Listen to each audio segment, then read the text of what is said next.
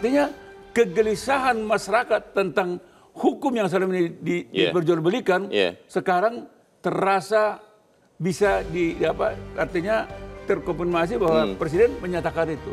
Jadi dirasakan juga oleh presiden. Presiden menangkap perasaan masyarakat itu, menangkap kegelisahan masyarakat itu.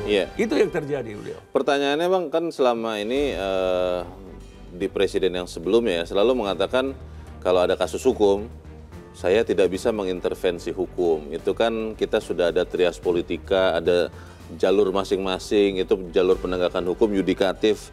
Saya sebagai eksekutif tidak bisa mengintervensi. Seorang Presiden Prabowo mengatakan atau mengingatkan jangan permainkan hukum. Apakah akan ada perubahan yang bisa terjadi setelah pernyataan Presiden itu, Bang?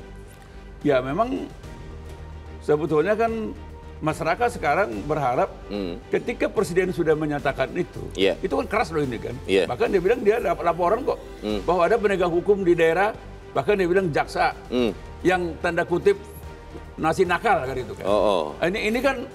Ini kan bukan hanya sinyal lagi, artinya Presiden sudah dapat laporan kan. A1 itu ya? A1 itu. Akurat. Dan masyarakat udah lama merasakan itu kan. Nah, sekarang tinggal lagi apakah pernyataan ini hanya berakhir di pernyataan. Nah, ini kan tinggal bagaimana Presiden menagih. Menagih dari waktu ke waktu. Supaya aparat penegak hukum, ya kejaksaan, ya kepolisian, ya KPK, ya juga jajaran Mahkamah Agung, betul-betul nggak mereka mencamkan, mau mematuhi apa yang diingatkan oleh Presiden bahwa hukum tidak boleh hanya tajam ke bawah, tumpul ke atas. Kita akan bahas itu Bang Elman, dan pemirsa, nilai editorial Media Indonesia untuk hari ini Selasa 21 Oktober 2025, jangan permainkan hukum.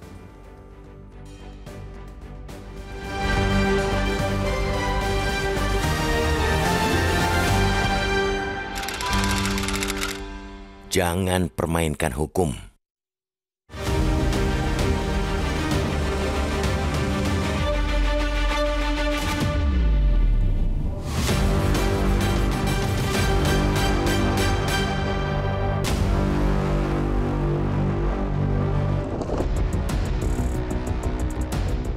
Tepat di usia 1 tahun pemerintahan yang ia pimpin, Presiden Prabowo Subianto mengingatkan jajaran penegak hukum untuk mengedepankan hati nurani dalam menegakkan hukum.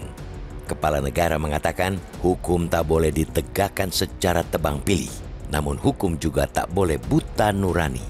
Kepala negara menyatakan secara lugas bahwa hukum tidak boleh tumpul ke atas dan tajam ke bawah. Itu zolim, itu angkara murka, jahat. Orang kecil, orang lemah harus dibela, harus dibantu, tandas Presiden.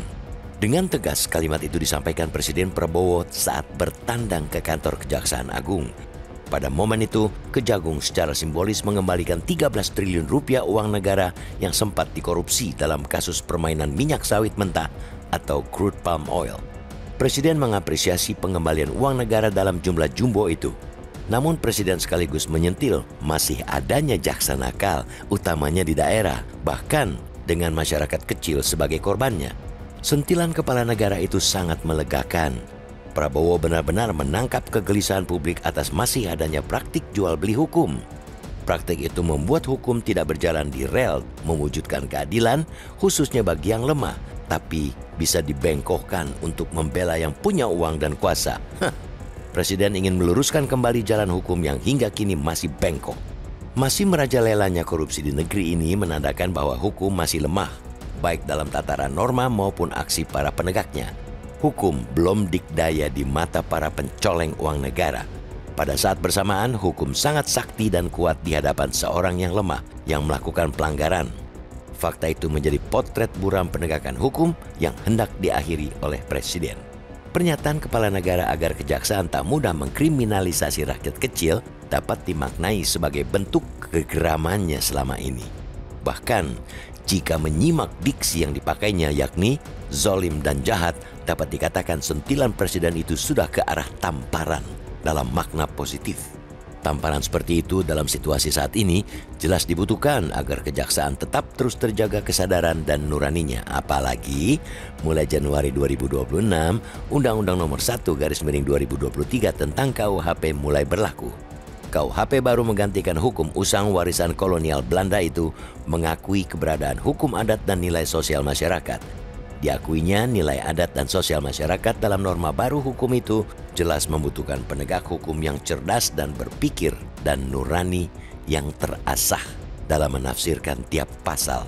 Penegak hukum yang sepanjang karirnya hanya hafal teks KUHP jelas sudah tidak memadai lagi. Negeri ini sudah beranjak ke penegakan hukum yang kian bermartabat, yang bukan hanya menggunakan teks, melainkan juga paham konteks. Jaksa tidak cuma memainkan peran sebagai penuntut umum yang memang menjadi tugas pokok mereka, tapi juga harus memastikan penegakan hukum berpihak pada nilai kemanusiaan. Di berbagai kesempatan, Jaksa Agung ST Burhanuddin juga kerap mengingatkan masyarakat tidak mengharapkan penegakan hukum yang hanya benar secara normatif, tapi juga harus dapat menyentuh perasaan dasar manusia mengenai apa yang adil dan bermanfaat.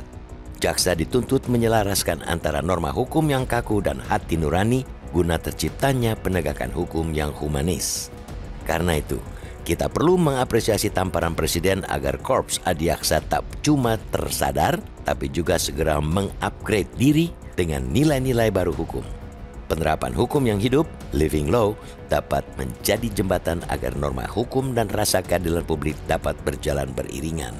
Dengan tamparan Presiden itu, publik berharap tidak ada lagi kasus-kasus pengistimewaan seseorang di muka hukum, seperti yang terjadi dengan belum juga dieksekusinya terpidana Sylvester Matutina Kebui. Padahal sejak 2019 silam, Mahkamah Agung telah memvonisnya 1 tahun 6 bulan penjara. Peringatan Presiden sangat gamblang dan selaras dengan kehendak rakyat, yakni menjadikan hukum sebagai payung keadilan yang bermartabat. Peringatan Presiden itu tidak hanya patut didukung, tapi juga harus dijalankan tanpa ditawar-tawar lagi.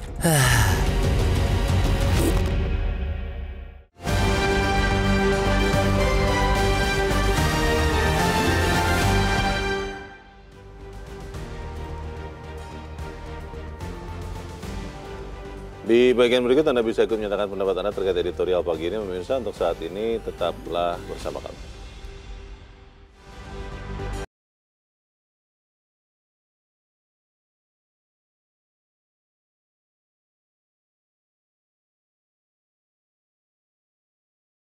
Media Indonesia mengajak Anda untuk mengakses fitur premium e-paper.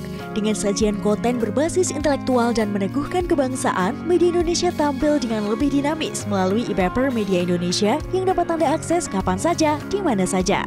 Caranya mudah, download aplikasi Media Indonesia di Android atau ketik link epaper.mediaindonesia.com atau bisa scan QR Code pada layar kaca Anda. Klik tab e-paper di bagian samping layar tablet Anda, daftarkan data diri, serta pilih paket berlangganan e-paper Media Indonesia sesuai dengan kebutuhan Anda.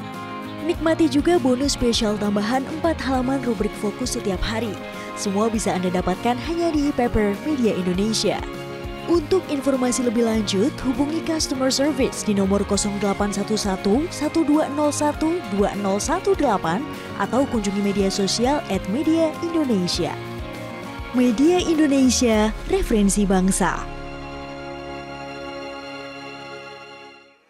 Terima kasih Anda masih bersama kami pemirsa, dan sekarang kita akan mendengarkan dulu ya bagaimana pendapat dari pemirsa Metro TV. Kali ini dari Makassar, Sulawesi Selatan, ada Ibu Lia. Ibu Lia, selamat pagi.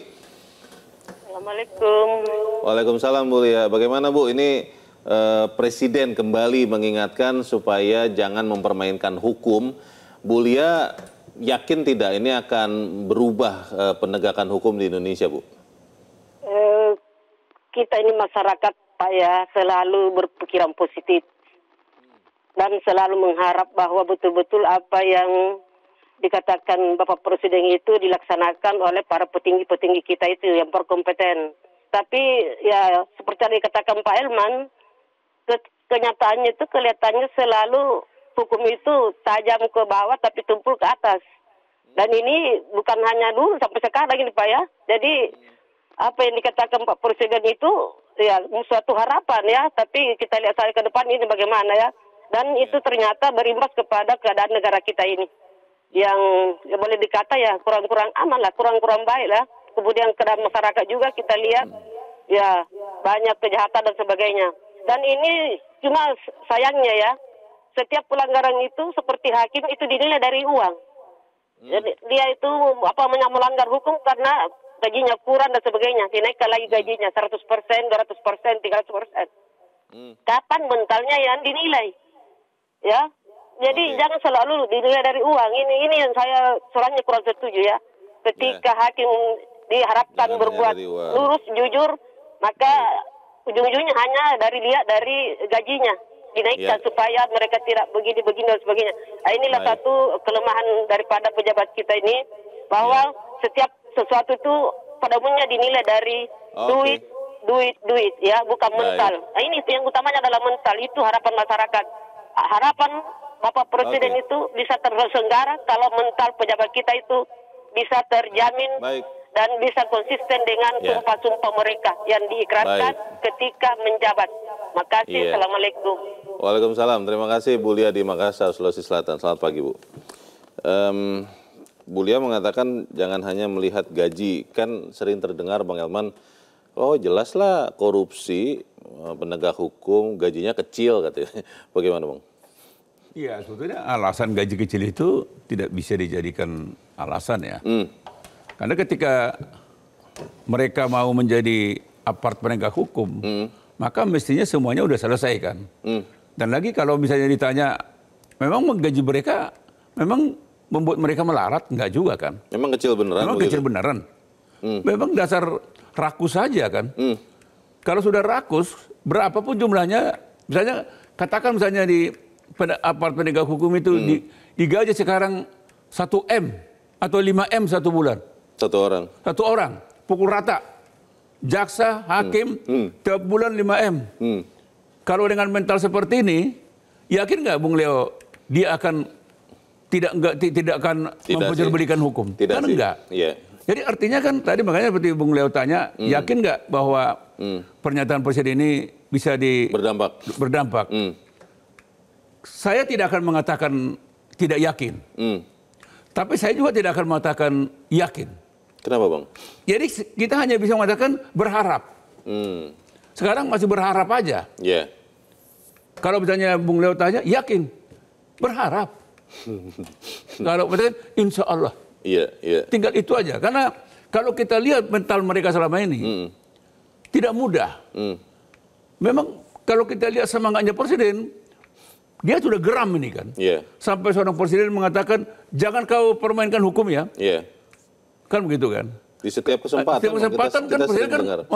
Tapi faktanya. Terus terjadi. Saya mau tanya Bung Leo, apakah sulit buat masyarakat memperlihatkan, membuktikan, menunjukkan bahwa hukum itu hanya tajam ke bawah? Lebih mudah ya? Aduh, mau contoh berapa? Mau 1, mau 10, mau 100, mau 1000, mau 1 juta? Mau misalnya di tiap provinsi, mau di tiap kabupaten, tiap kecamatan, semua lengkap. Jadi kalau misalnya Presiden sekarang tunjukkan, kan, masyarakat akan berbondong-bondong. Ini loh Bapak Presiden gitu. Jadi akan kewalahan. Nah, inilah sebetulnya yang harus dipahami oleh aparat penegak hukum. Sampai seorang Presiden menyatakan secara gamblang, ini kan sudah to the point ini. Jangan tumpul ke bawah aja, tumpul ke atas, tajam ke bawah ya. Ini artinya ini kelakuan kau loh aparat penegak hukum itu kan. Hanya Presiden kan tidak mau menunjuk begitu kan. Tapi begitu dia katakan begitu, kan gitu kan. Sampai kalau di dalam pidatonya kan Presiden kan kasih contoh. Jangan sampai pernah terjadi, katakanlah misalnya ada anak SD curi makanan karena lapar.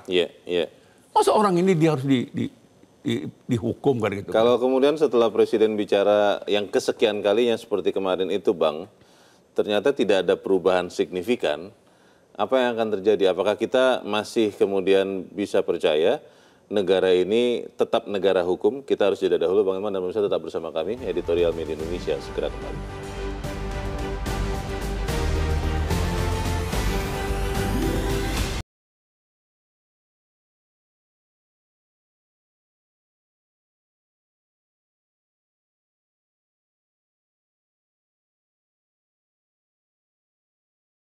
Bersama kami, kita di bagian akhir dari diskusi kita pagi ini. Bang Elman, apa Bang yang paling mungkin kita harapkan akan ada perubahan segera Bang setelah pernyataan Presiden Prabowo kemarin?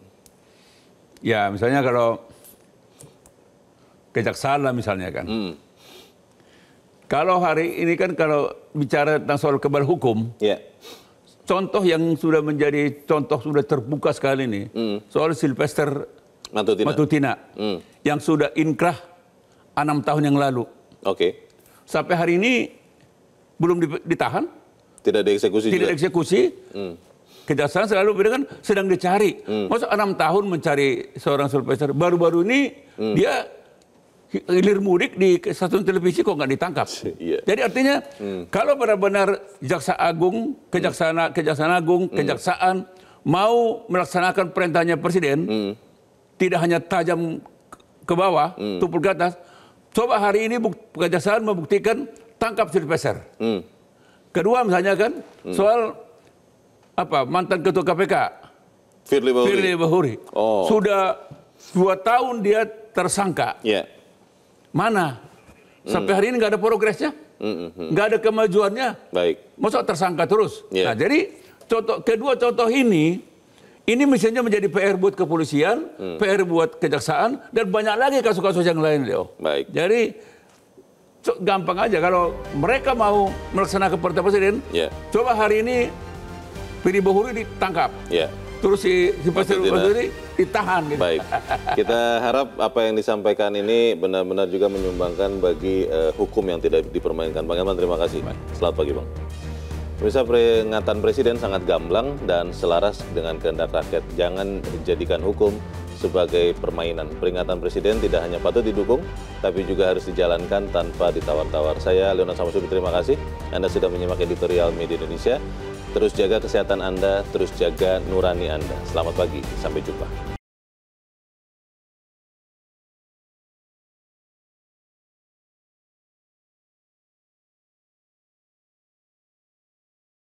Jelajahi cara baru mendapatkan informasi. Download Metro TV Extend sekarang.